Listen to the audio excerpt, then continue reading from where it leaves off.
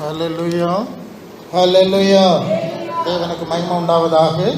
இந்த நாளில் நாம் மீண்டும் ஒரு முறை இந்த ஜெப கூடுகையில் கூடி வரும்படி தேவன் நமக்கு உதவி செய்தார். அதற்காக நாம் தேவனுக்கு துதி செலுத்துகிறோம். அன்புக்குரிய யாவருக்கும் இயேசுவின் நாமத்தில் அன்பின் நல்வாழ்த்துக்கள். ஹல்லேலூயா.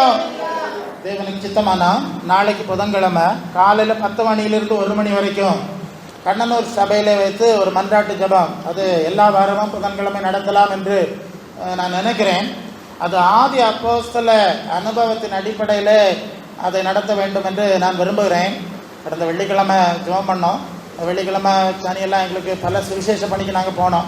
அதனால் புதன்கிழமை 10லிருந்து 1 மணி வரை, அது இப்போது 10லிருந்து 1 மணி வரை அதனுடைய முழுமையான தரிசனம். அது அன்லிமிட்டெட் ப்ரேயர் ஜெபம் நடந்து கொண்டே இருக்கும். ராத்திரியும் போல நடந்துக்கிட்டே இருக்கும்.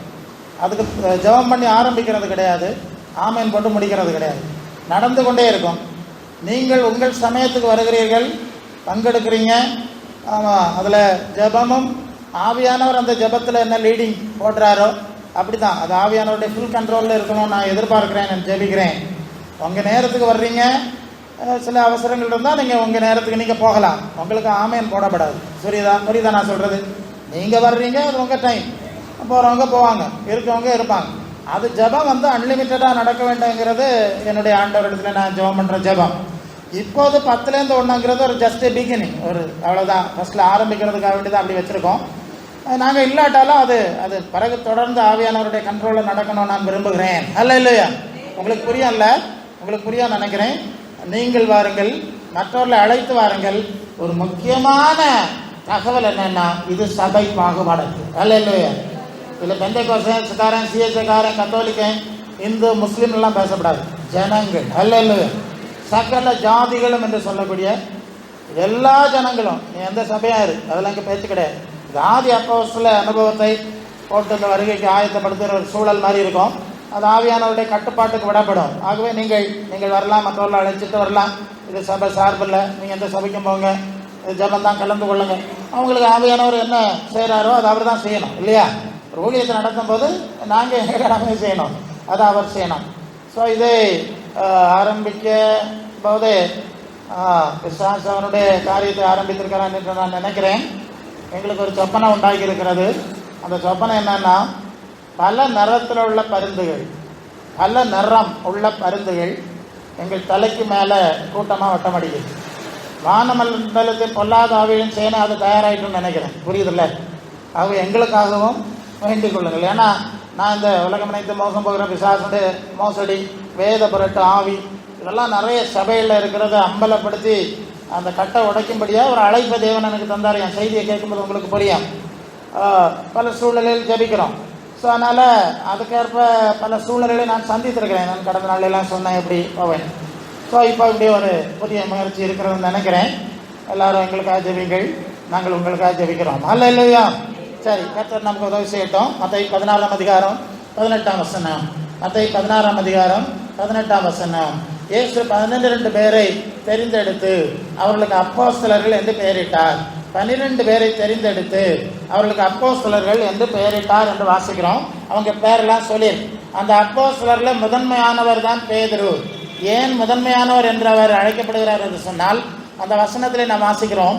இயேசு பேதுருவை பார்த்து, மத்தேயு 16:18, நீ பேதுருவா இருக்கிறாய், இந்த கல்லின் மேல் என் சபையை கட்டுவேன், பாதாளத்தின் வாசல்கள் அதை மேற்கொள்வதில்லை. பேதுரு இயேசுவின் சபையை கட்டுவதற்கு 12 சீடர்களும் அப்போஸ்தலரும் இருந்தாலும் பேதுருவை தான் தேவன் அங்கே ஆண்டவர் தெரிந்து கொள்கிறார் என்கிற காரியத்தை நாம் பார்க்கிறோம். அப்போ உன்னை கொண்டு நான் என் சபையை கட்டுவேன் என்று சொன்னார். 1 கொரிந்தியர் 12ஆம் அதிகாரம் 28ஆம் வசனத்தில் தேவனானவர் சபையில முதலாவது அப்போஸ்தலரையும், அதுக்கு பிறகு அப்போஸ்தல அஸ்திபாரத்தில் இருக்கின்ற தீர்க்கதரிசிகளையும், அப்போஸ்தல அஸ்திபாரத்தில் இருக்கின்ற போதகர்களையும், அப்புறம் 28லிருந்து 1 கொரிந்தியர் சபையில, கிறிஸ்துவின் சபையில முதலாவது அப்போஸ்தலரை, 2வது அப்போஸ்தல அஸ்திபாரத்தில் இருக்கின்ற தீர்க்கதரிசிகளை, 3வது அப்போஸ்தல அஸ்திபாரத்தில் இருக்கிற போதகர்களை, அப்புறம் அதுக்கு பிறகுதான் அற்புதம். இந்த வரிசையை பார்த்தியா? இந்த 3க்கு பிறகுதான் அற்புதம். அப்புறம் அதுக்கு பிறகுதான் குணமாக்க வரும். அதுக்கு பிறகு மற்ற ஊழியங்கள், ஆளுகைகள், பலவித பாஷைகளையும் ஏற்படுத்தினார். நல்லா கவனிக்கிறீங்களா? அப்போஸ்தலர் அஸ்திபாரம் தான் முதலாவது. அற்புதம் செய்யறவங்க, தீர்க்க தரிசனம் சொல்றவங்க, வெளிப்பாடு சொல்றவங்க, ஜெபம் பண்றவங்க எல்லாம் வேண்டியதான், அதெல்லாம் அப்புறம். அஸ்திபாரம் இங்க, அது வெளியே. திருப்பி அஸ்திபாரம் தான் சபைக்கு முக்கியமானது என்பதை நீங்கள் அறிந்து கொள்ள வேண்டும். ஆகவே அஸ்திபாரம் மிக மிக முக்கியமான ஒரு காரியம். அஸ்திபாரம் இல்லாம ஒரு கட்டடத்தை கட்ட முடியாது. இன்றைக்கு அஸ்திபாரங்கள் தகர்ந்து கிடைக்கிறதுங்கிறது ஆவியானவர் எனக்கு கற்றுக் கொடுத்த செய்தி, அதை சரிப்படுத்துறோம். எபேசியர் 2:20 அப்போஸ்தலர் தீர்க்கதரிசிகள் என்பவருடைய அஸ்திபாரத்தின் மேல் கட்டப்பட்டவர்களாக கிறிஸ்து அது தாமே அதுக்கு மூலக்கல்லா இருக்கிறார். இங்கே மூலக்கல்லுன்னா ஒரு வீடு கட்டுறதுக்கு 2 கல்லு முதல்ல மூலக்கல்லை வைக்கணும். அது இயேசுவன் போதனை, இயேசுவன் மாதிரி. ஏன்னா இயேசுதான் முதலாவது அப்போஸ்தலர் என்று எபிரேயர் 3ஆம் அதிகாரத்தில் தானே 1ஆம் வசனமா அது என்ன சொல்லுது? எபிரேயர் 3:1 தானே பாருங்க.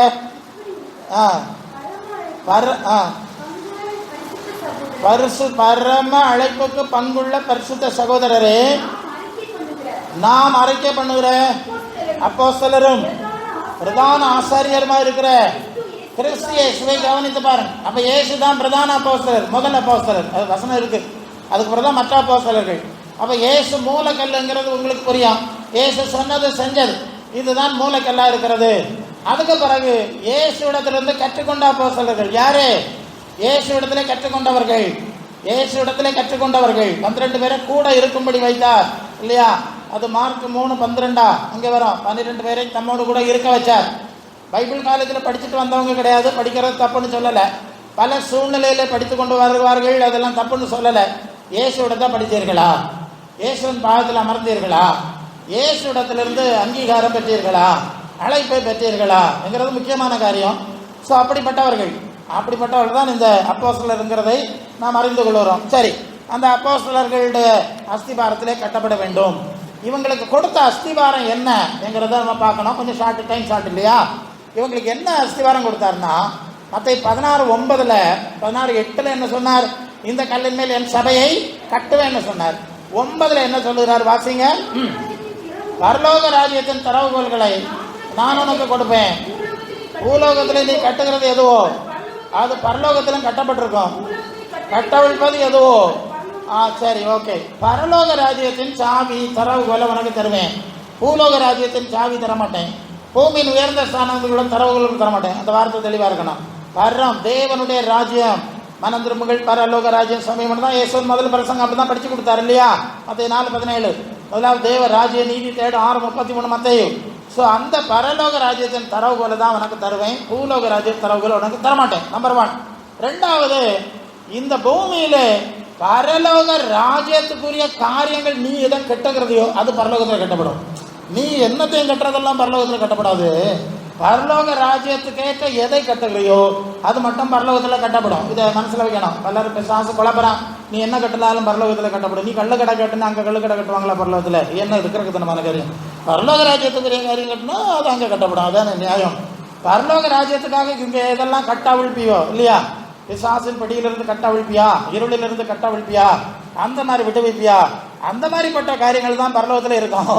அது பரலோக தேவனுக்கு சித்தமான காரியம் ஒன்று என்ன இருக்காது, இங்கே இருக்காது. சரி, அதை அந்த பகுதியில் நான் புரிந்து கொள்கிறோம். அதை பவுலிடத்துல சொல்லும்போது அது அப்போஸ்தலருடைய படிகள் 28-23 அது என்ன படிக்கிறோம்? இது உன் சுய ஜனத்தாரிடத்திலிருந்தும் அந்நிய ஜனத்தாரிடத்திலிருந்து உன்னை நான் விடுதலையாக்கி 23 இல்லையா? அது 26-17 உன் சுய ஜனத்தாரிடத்திலிருந்தும் அந்நிய ஜனத்தாரிடத்திலிருந்தும் உன்னை விடுதலையாக்கி அவர்களை என்னை மட்டும் விசுவாசத்தினாலே பாவ மன்னிப்பு பரிசுத்தமாக்கப்பட்டவருடைய சுதந்திரத்தை பெற்றுக்கொள்ளும்படியாக அவர்கள் இருளை விட்டு ஒளி நடத்திற்கு, சாத்தானுடைய அதிகாரத்தை விட்டு தேவனிடத்துக்கு திருப்பும்படி நீ அவருடைய கண்களை திறக்கும்படி அவர்களை நான் அவர்கள் இப்பொழுது உன்னை அவரிடத்தில் அனுப்புகிறேன். ஹல்லேலூயா. அப்போ பரிசுத்தவானுடைய சுதந்திரம் பரலோகத்தில் இருக்கிறது. எங்கே இருக்கிறது? பரிசுத்தவானுடைய சுதந்திரம் எங்கே இருக்கிறது? பூலோகத்தில் இல்லை.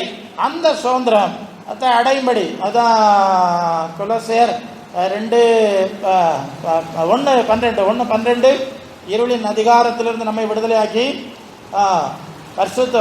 ஒளியில் உள்ள பரிசுத்தவான்கள் சுதந்திரத்தில் பங்கடையும்படி நம்மை தகுதியுள்ளவராக்கினவரும் இருளின் அதிகாரத்திலிருந்து விடுதலையாக்கி நமது அன்பன் குமாரனுடைய ராஜ்யத்துக்கு உட்படுத்தின பிதாவை சோதரிக்கிறோம். சரி, இப்போ பரிசுத்தவானுடைய சுதந்திரம் புரிஞ்சுட்டீங்கல்ல?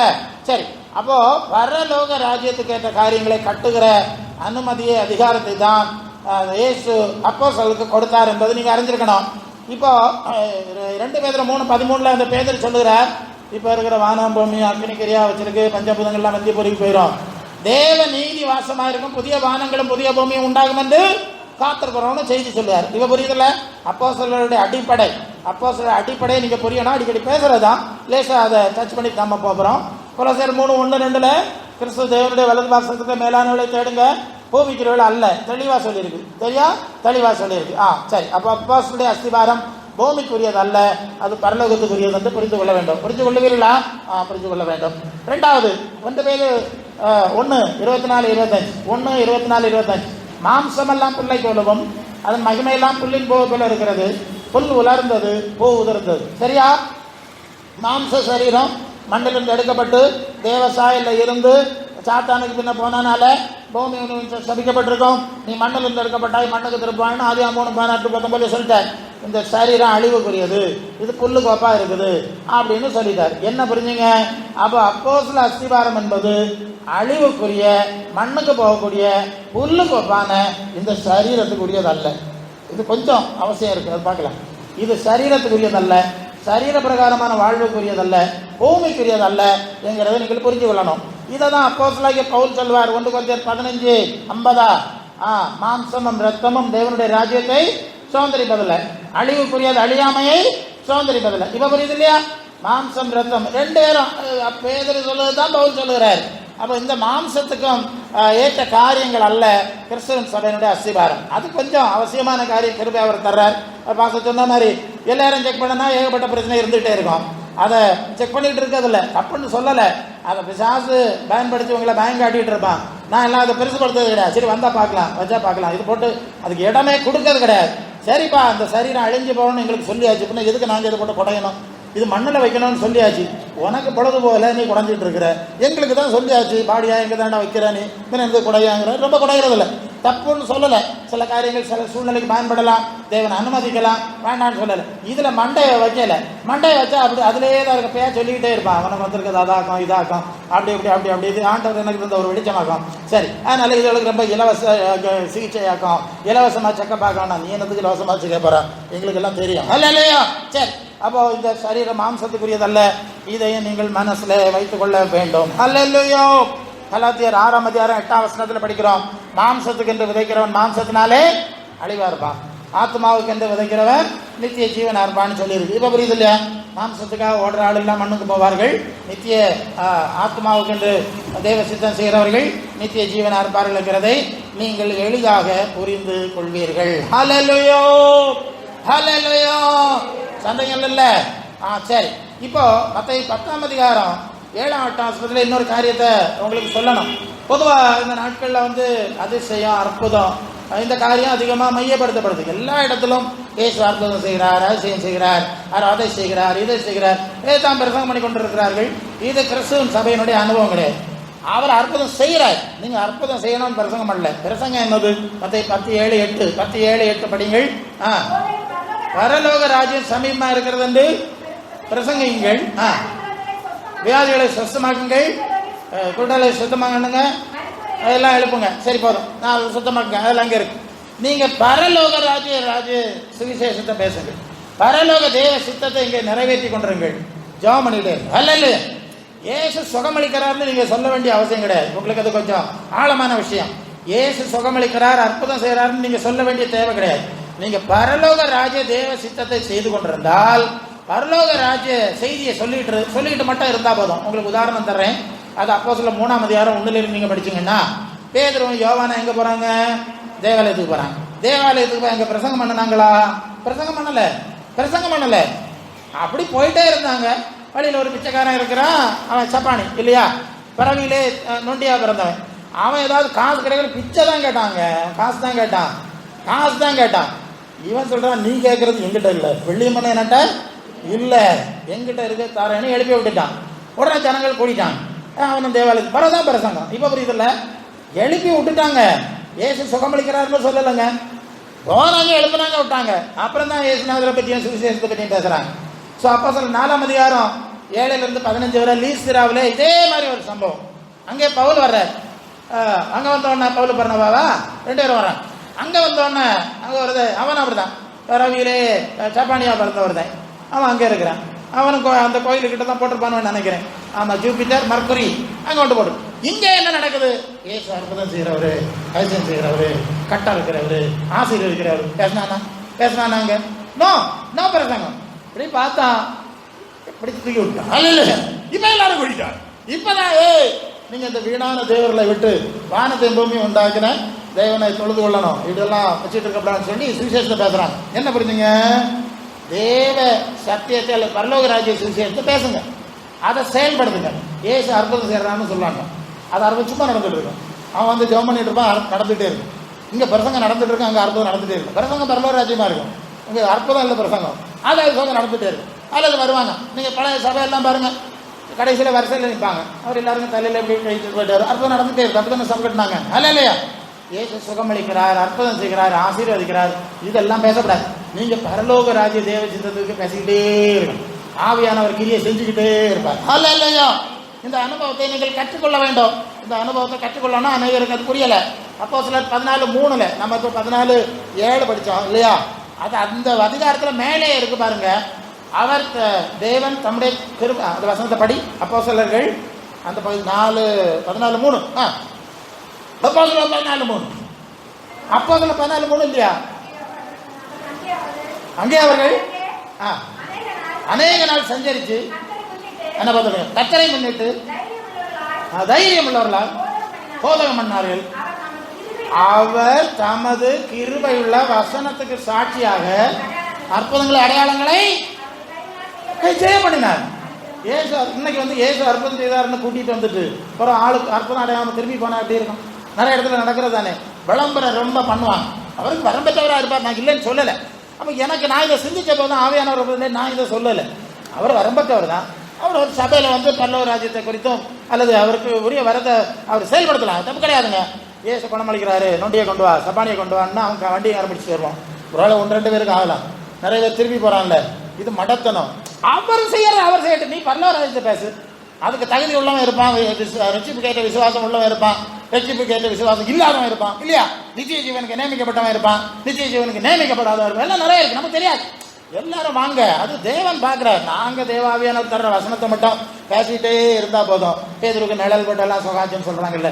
ஸோ இதுதான் சரியான அனுபவம் என்பதை அறிஞ்சு கொள்கிறோம். அதனாலதான் அப்போஸ்தலர் அஸ்திபாரமாகிய பரலோகம், ஆவிக்குரிய சரீரம், புதிய காரியம் இல்லையா? அது என்னது? அவர் பிலிப்பியர் 3:21 நம்முடைய 20:21 நம்முடைய குடிவு பரலோகம் இருக்கிறது. இயேசுவின் இரட்சகரை காத்திருக்கிறோம்.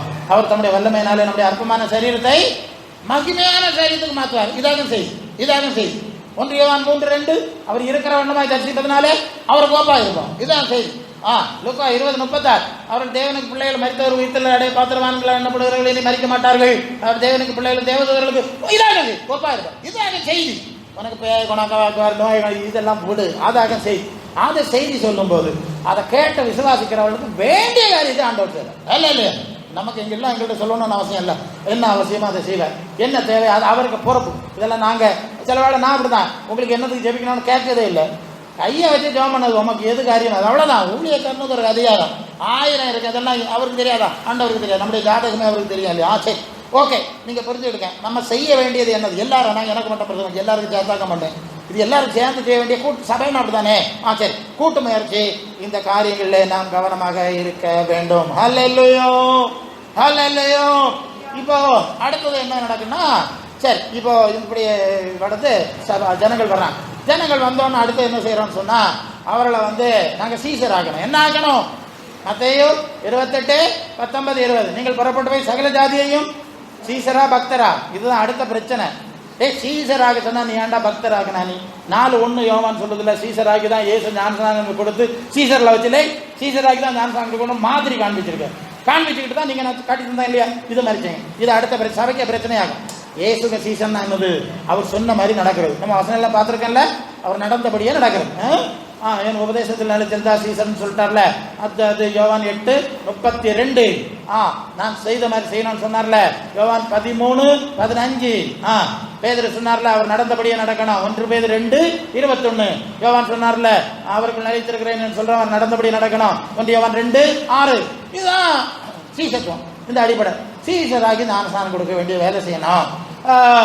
இப்போ என்ன புரியுறீங்கன்னா, அந்த 8:36 யோவான் 8:36 முதலாவது குமாரன் விடுதலை. இந்த மாதிரி சுவிசேஷ வேலை நடக்கும்போது, சபை வேலை நடக்கும்போது என்ன நடக்குது? நாங்க சுகம் கொடுக்கல, நாங்க விடுதலை பண்ணல, குமாரன் கொடுக்கிறாரு. இயேசு நாமத்துல அந்த இயேசு சுகம் அளிக்கிறார், அற்புதம் செஞ்சார், நடந்துட்டே இருக்கு. எங்களுக்கே தெரியாது, அவங்க சொன்னப்பறம் தான் தெரியும். ஆண்டவரை பார்த்தேன், என்ன வந்தாரு, தொட்டாரு, எல்லாம் நான் ஆண்டவருடைய வல்லமை இறங்கிச்சு, நான் சுகாயிட்டு சொன்னவரை தான் எங்களுக்கே தெரியும். ஓ, அங்கே ஏதோ நடந்திருக்கு. சில வேலை சில ஊழியக்காரர்களுக்கு தெரியலாம். சரி, அப்ப குமாரன் விடுதலை என்ன செஞ்சிடும்? நடந்துடும். அப்ப குமாரன் விடுதலை நடந்தோன்னா சோக்கெட் வச்சிருந்தாச்சு இல்லையா, பொய்யாச்சு இல்லையா, வண்டி என்ன வரும், பேக் அடி என்ன போகணும், அநேகர் என்ன செஞ்சிருக்காவ, பறந்துருவாங்க. வண்டிக்கு போனா இல்லையா, இந்த சோக்கெட் இருந்த பட்சம் இருக்கு என்னத்துக்கு, உடனே போகணும் அப்படின்னு தடப்படா இறங்கி போயிடுவாங்க. குறவு அப்படி இறங்கி போகக்கூடாது.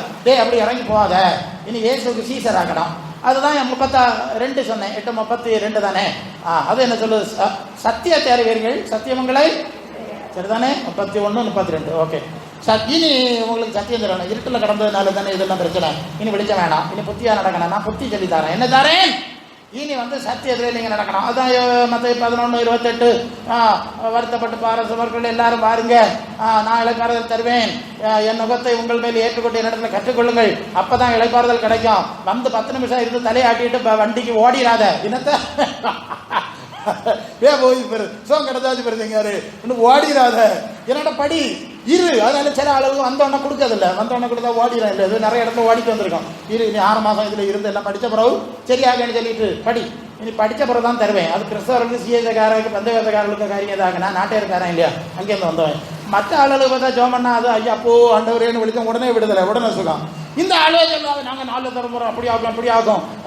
அங்கே சபையெல்லாம் வட இந்தியாவில் கட்டி கொடுத்துருக்கோம். வட இந்தியாவில் சபை கட்டி கொடுக்குற ஆளுக்கு பேச போகல, குடும்பத்தில் பேச போகிறேன். நான் நேரடியாக பேசுவேன், நேரம் இல்லை, எனக்கு வந்துகிட்டே இருக்கோம். எல்லா அனுபவத்தில் பேசுறதாக. வட இந்தியாவில் சபை கட்டி விட்டுருக்கு, டீக்கனா இருக்க வீட்டில் பேச போகல.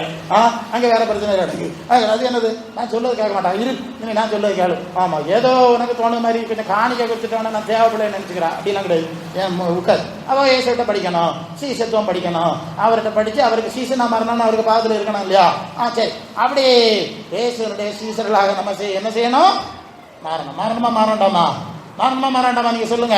அப்ப நம்ம சீசர்லாம் மாறணும். அப்படி சீசர்லாம் மாறுகிற சீசராகி நான் கொடுக்க எல்லாம் இருக்கு.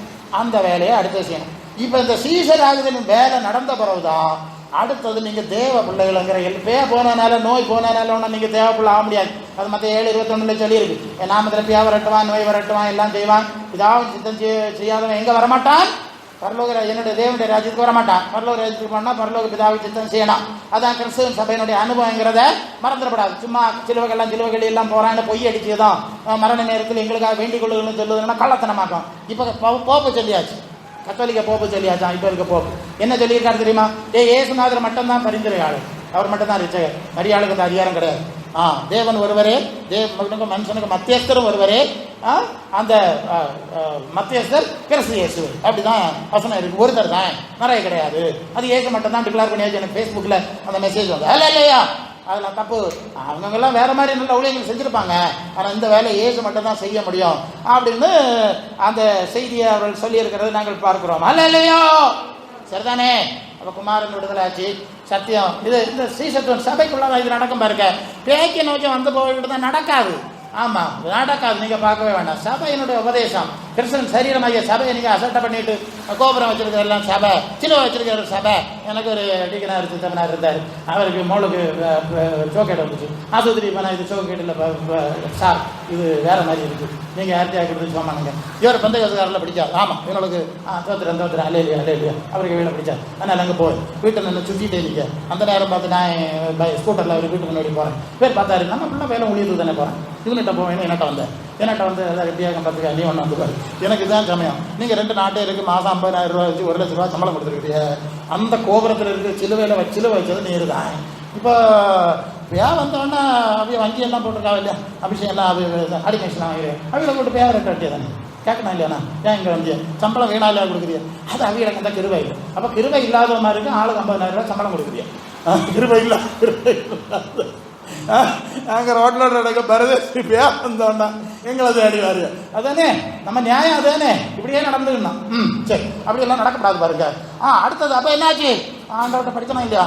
அப்போ பாப்பாரு கொள்ளலாம், இது கொஞ்சம் மரியாதை படிச்சிருக்கு, இது மனம் திருந்தி இருக்கு, மனம் திருந்தி இருக்கு, எனக்கு பாதத்தில் இருக்கு. அப்போ என்ன செய்யணும்? இவளுக்கு எனக்கு ஆவியை கொடுக்கணும். அல்லேலூயா. அதான் யோவான் 14:26. நீங்கள் என் அன்பாக இருந்தால் என் வசனத்தை கடைப்பிடிச்சனா, நான் சொல்லுவது கேட்டு எனக்கு பாதத்தில் இருந்தேன்னா நான் பரிசுத்த ஆவியாகிய தேற்றவாளனை அனுப்புவேன். யோவான் 15:26. பிதாவின் இடத்திலிருந்து நான் அனுப்பப்படுகிறவரும் பிதாவின் இடத்திலிருந்து புறப்பட்டு வருவருமாகிய சத்திய ஆவியாகிய தேற்றவாளனை இனிதான் ஆவி தருவேன். நீ மரியாதையா இருப்பியா? நான் சொன்னது கேப்பியா? சீசர் ஆவி ஞானசானம் எடுப்பியா? சும்மா எங்கேயும் போய் தண்ணியில் வெள்ளத்தில் முங்கினாலும் சரிதான், தெளிச்சாலும் சரிதான். இந்த வித்தையெல்லாம் தூரப்பட்டு சீசன் ஆவியன்னா நான் இந்த ஆவியை அனுப்புவேன். இப்போ 2 Corinthians 3:17. கர்த்தருடைய ஆவி எங்கே உண்டு அங்கே விடுதலை. வரிசையை பார்த்துக்க. அடுத்ததான் கர்த்தர் ஆவி அனுப்புறாரு. பார்த்துக்க, சபையை உண்டாக்குதான் பேசிட்டு இருக்கோம். இப்போ கர்த்தர் ஆவி அனுப்புறார், பிதாவின் ஆவி அனுப்புறார். அது குமாரனுக்குள்ள இருந்த ஆவின்னு சொல்லியிருக்கு. அது ரோமர் 8:9. சரி, இதை அனுப்புறார். இதை அனுப்பி அவர் நம்மை தேவ பிள்ளைகளாக அங்கீகாரம் கொடுக்கிறார். அல்லேலூயா. என்னது? ஞானஸ்நானம் வாங்கிட்டோன்னு ஓடிடுன்னு சொல்லல. லூக்கா 24:49 நீங்களோ உன்னதத்திலிருந்து வரும் வல்லமையால் தரிப்பிக்கப்படும் வரை எருசலேமில் நீங்க காத்திருக்கணும், நீங்க ஜெபிக்கணும்னு சொல்ல. பரிசுத்தாய் வந்த பிறகுதான் நீங்க போனோம், அதுக்கு முன்ன நீங்க ஓடிடப்படாது. அதான் பக்கம் 2 முதல்ல இருந்து படிக்க இல்லையா? 12 சீடர்கள் இறக்குற 120 பேர். 14ஆம் வருஷத்துல வந்தா இயேசு தாய மரியாளாங்க இருக்கிறார்கள். எல்லாருக்கும் பரிசுத்தாய் வேணாம், இயேசுக்கு வேணாம், சீசர்களுக்கு வேணாம், மரியாளுக்கு வேணாம். நீ வானத்திலிருந்து வந்து இறங்குறவா இல்லையா? உனக்கு வேண்டாம். கள்ளப்பிசாசு தானே உன்னை ஏமாத்துது. இயேசு எல்லாரும் அவங்களுக்கு எல்லாம் வேணும், எங்களுக்கும் வேணாம், உனக்கு வேண்டாம். நீ வேற வழியில வந்தவா இல்லையா? சரி விட்டுருவோம், அதுக்குள்ள போகல. அப்போ பரிசுத்தாவினால் நிரப்பப்படணும். பரிசுத்தாவினால் நிரப்பணது அது 1 Corinthians 3:16. நீங்கள் தேவனுடைய ஆலயம், தேவனுடைய ஆவி இருக்குதா? அறியீர்களா? அப்ப தேவ ஆலயமா மாத்த, நம்ம தேவ ஆலயமா மாத்தணும். எப்ப ஆலயம்? இயேசு சீசன் ஆனவங்க, இயேசு வசனத்தில் நடக்கணும். அவர் ஆவி அனுப்பி அங்கீகாரம் இல்லையா? அது 5:32. தேவன் தமக்கு கீழ்ப்படுகிறவர்களுக்கு தந்தரன பரிசுத்தாவி சாட்சி தானா? பரலோக தேவன் நம்முடைய குமாரனை அனுப்பினார். இந்த சுவிசேஷத்துக்கு மரியாதையா கீழ்படிச்சா அவர் அந்த குமாரனுக்கு கொடுத்து அதே ஆவி அனுப்புவார். இயேசுநாதர் நமக்கு அதை அனுப்புவார். அவர் தான் அங்கே ஜெபம் பண்ணி அனுப்புவார். ஒன்றும் பண்ணுகிறார். நீ 4 ஞானஸ்நானம் படுகிறவர்கள்னு சொன்னார். நீ கீழ்படியாம போனியாண்டா எபேசியர் 2ஆம் அதிகாரம் முதல் 2 வசனத்தில் அக்கிரமத்தினாலும் பாவத்தினாலும் மரித்திருந்த உங்களை உயிர்ப்பித்தார். எப்படி இருந்திய? உலக வழக்கத்தின்படி தேவனுக்கு கீழ்ப்படியாமை பிள்ளைகளிடத்துல இப்பொழுதும் கிரியை செய்து கொண்டிருக்கிற ஆகாயத்து அதிகாரப்பூர்வ ஆவிக்கேற்றபடி நடந்தீர்கள். எப்படி நடப்பிய? உங்களுக்கு தோணு மாதிரி நடப்பிய.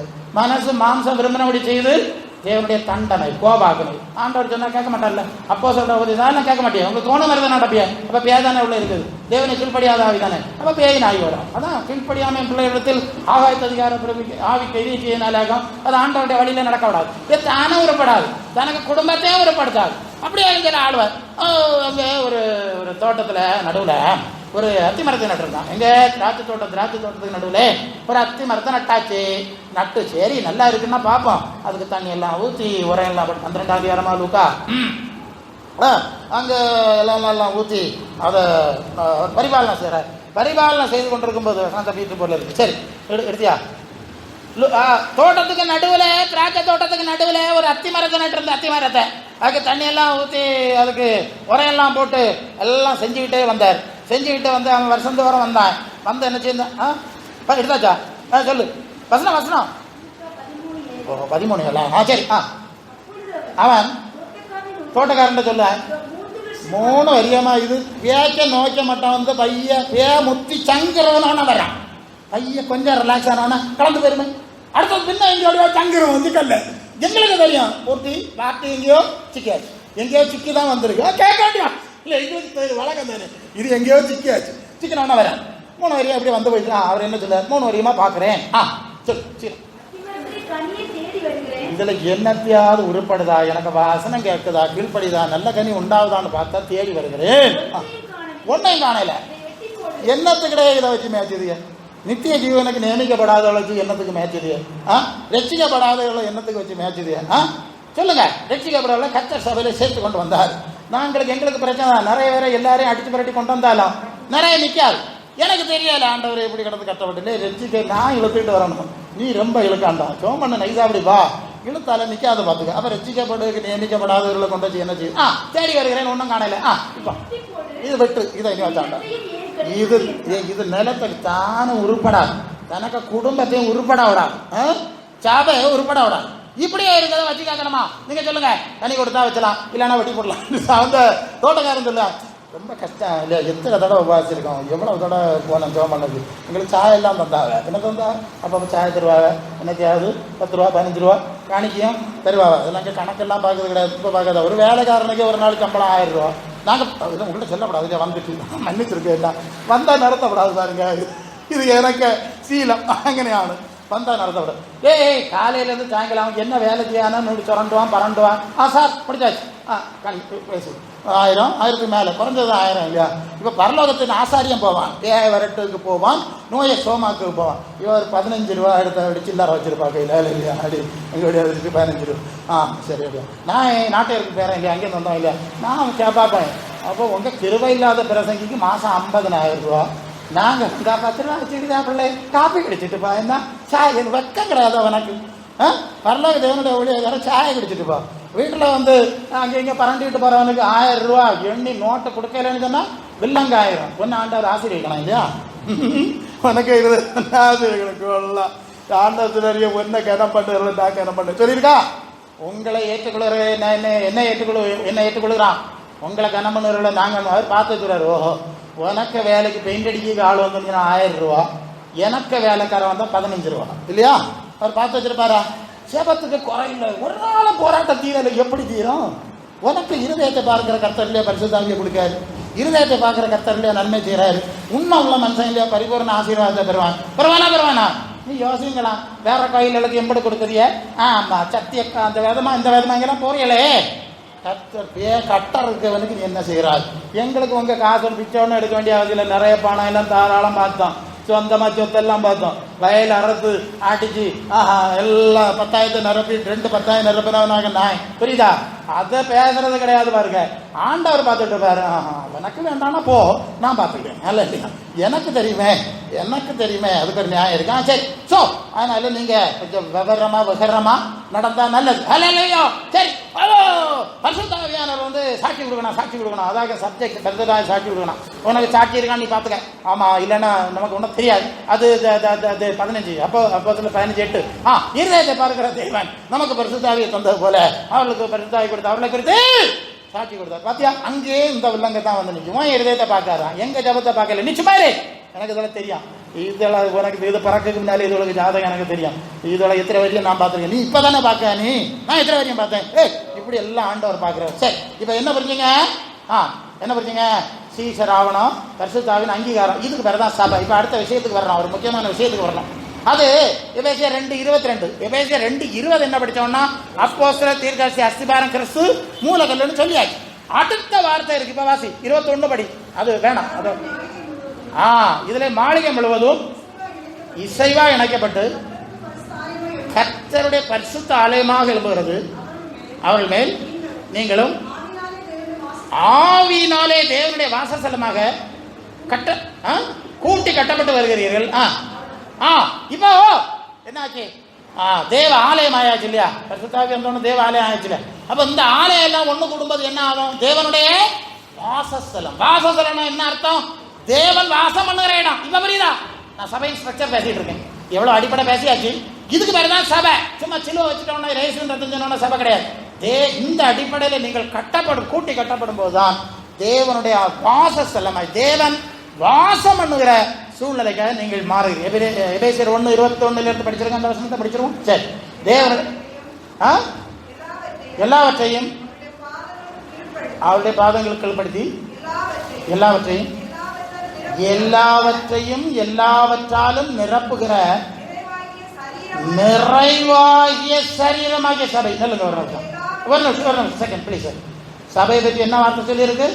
பிதாவாகிய தேவனுடைய எல்லாவற்றாலும் தேவன் நிரப்புகிறது சபை. இது ஜபகோபுரம் கிடையாது, வேற கூடாரங்கள் கிடையாது. பார்த்துக்க, இப்போ இவ்வளவு நேரம் படிச்சான்ல, இந்த அஸ்திபாரமுள்ள சபையில தான் தேவனுடைய சகல பரிபூரணம். இதுதான் சப்ஜெக்ட், இதுதான் இவ்வளவு தூரம் வந்தோம். இந்த சபையில அவருடைய எல்லா சூழ்நிலையும் இருக்கிறது. அதற்கு அடுத்த வசனத்தை படிச்சு தொடர்ந்து நிறைவாகிய சரீரமாகிய சபைக்கு இயேசு கிறிஸ்துவை எல்லாவற்றுக்கும் மேலான தலைவராக நியமித்தார். அல்லேலூயா. அப்ப பரலோக தேவனுடைய எல்லா பரிபூரணம் எங்கே இருக்கிறது? பரலோக தேவனுடைய சபையிலே தேவ ஆவியினாலே நடத்தப்படுகிற அடிப்படையில் பார்த்துட்டோம். அந்த சபையில இருக்கிறது. இந்த சபைக்கு இயேசுவை தேவன் தலைவராக்கணும். எந்த சபைக்கு தலைவர்? இந்த சபைக்கு தான் தலைவர். வேற இடத்துக்கெல்லாம் தேவன் தலைவர் கிடையாதுங்க. அவர் ஆண்டவர் தலைவர் கிடையாது. இதுதான் தலைவர். இந்த அஸ்திபாரம் உனக்குள்ள இருக்கான். இந்த அஸ்திபார அனுபவத்துல நீங்க இருக்குதுங்களா? இல்ல சபை சங்க வரி கட்டிட்டு ஓடுறது தெரியாது. நமக்கு தேவையில்லை, காசுலாம் தேவையில்லை. எங்களுக்கு தான் பேசணும் இல்ல, எங்களுக்கு ஒரு வேறு பேசல இல்ல. இது இருக்கான்னு பாத்துக்க, அதுல இருக்குதுயான்னு பாத்துக்க, அதுல இருக்க இஷ்டமானு பாத்துக்க. ஏன்னா அவங்க சகல பரிபூர்ணம் இந்த சூழ்நிலை இருந்தா இல்ல இல்லையா? இதுக்கு வெளியே கிடையாது, அதுக்கு வெளியே போன பிறகு கிடையாது. இதை மனசிலாக்கி என்ன செய்யணுமோ அதை செய்யக்கு ரெடி ஆகிடணும். இல்லை நாங்கள் அப்படி ஆகணும் இப்படி ஆகணும் போயிட்டே இருக்க வேண்டியதான். நாங்கள் என்ன செய்ய முடியும்? எங்களுக்கு தந்தது நாங்களே அப்பிரயோகமான ஊழியக்காரர்கள் இல்லையா? சாதாரணமான ஒன்றும் கிடையாது. வரக்க விட தெரியவே தான் அவர் தந்திருக்காரு, அதை சொல்லியிருக்கோம். சரி வாங்க இருந்து ஆண்டவர்கிட்ட வாங்கியிருக்கேன். உலகம் முழுசும் அநேகர் வாங்கியிருக்காவே, கர்த்தர்கள் வளர்கிறார். நீங்கள் என்ன செய்ய போறீங்க? இப்போ தீர்மானிக்கணும். என்ன நம்ம கவர்மெண்ட்லாம் நல்லதுதான், வேண்டியதான். ஒரு நல்ல தீர்மானம் இன்னைக்கு எடுக்கணும். என்ன மாதிரியான ஒரு விசுவாசியா நான் இருக்கேன்? நான் சீசனா இருக்கேனா? உண்மையான விசுவாசியா இருக்கேனா? என்னுடைய சபை என்ன நான் ஒன்றா வச்சிருக்கேன் இல்லைனா இருக்கேன்னா அதனுடைய நிலைமை என்னது? நான் அப்படிப்பட்ட சூழ்நிலையில் இருக்கேன்னா? நம்ம சபை அப்படி இருக்குதா? எல்லாத்தையும் பார்க்கணும். ஒன்றுமே விட்டு வைக்கல. நாங்களும் எல்லாம் சரி பண்ணி தான் கொண்டு போகிறோம். இன்னைக்கு ஒரு நல்ல தீர்மானம் எடுக்கணும். மரியாதையாக அந்த சூழ்நிலையில் அடங்கி இருக்கணும். அந்த வசனத்தோட முடிச்சேன் நான். அது அப்போஸ்தலர் 2:40-41 அது முடிச்சிடும். அந்த சபை இல்லை, அது அங்கதான். இந்த கல்லின் மேல என் சபையை கட்டுவேன் பேதுரு சொன்னார்ல, ஆவியானவர் சொன்னார்ல. இப்ப கரெக்டா கொண்டு முடிக்கிறாரு பாருங்க. வாசிங்க அப்போஸ்தலர் 2:40. இன்னும் அநேக வார்த்தைகளாலும் பேதுரு சாட்சி கூறி. ஆனா முந்தின வசனம் என்ன சொல்லுது? பேதுரு எழுந்து நின்று. அதுல பேதுரு எழுந்து நின்றுன்னு ஒரு வார்த்தை. அது எத்தனை வசனம்? 38. பேதுரு எழுந்து நின்று நீங்கள் மனம் திரும்பி இயேசு நாமத்தினால் ஞானஸ்நானம் பெற்றுக் கொள்ளுங்கள். அப்பொழுது பரிசுத்த ஆவியானவர் பெறுவீர்களா? சரி, அதை தொடர்ந்து தான் வருது. இன்னும் அதான் பேதுரு சொன்னாருன்னு சொல்றது சரியா? பேதுரு தான் கட்டுவேன்னு சொன்னார். பேதுரு சொன்னாருன்னு அந்த சபை வருது. அவர் சாட்சி கூறி மாறுபாடான சந்ததியை விட்டு விலகு. என்னது? சீசத்துவம் இல்லாத சூழல், பரிசுத்தாவின் அங்கீகாரம் இல்லாத சூழல், இயேசுவின் வசனம் இல்லாத சூழல், அப்போஸ்தலர் அஸ்திபாரம் இல்லாத இதுதானே மாறுபாடான சந்ததி. இப்ப இப்படித்தானே பேசணும். விலகி ரட்சித்துக் கொள்ளுங்கள்னு பிரசங்கம் பண்ணோம்னா கொஞ்சம் வேருக்கு புத்தி வந்து சொன்ன மாதிரி பரலோக ராஜ்யம் எங்கே இல்லையா இருக்கு?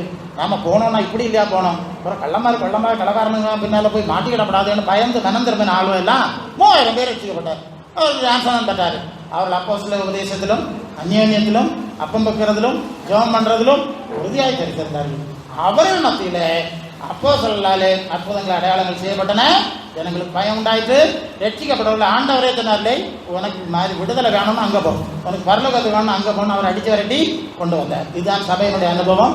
இந்த நாட்களில் இதை நாம் சீர்திருத்துவோம், சிறப்பிப்போம். இந்த வார்த்தை நாட்கள் தலைமை ஆசிரியர் பரவாயில்லை. சொல்லுவோமா?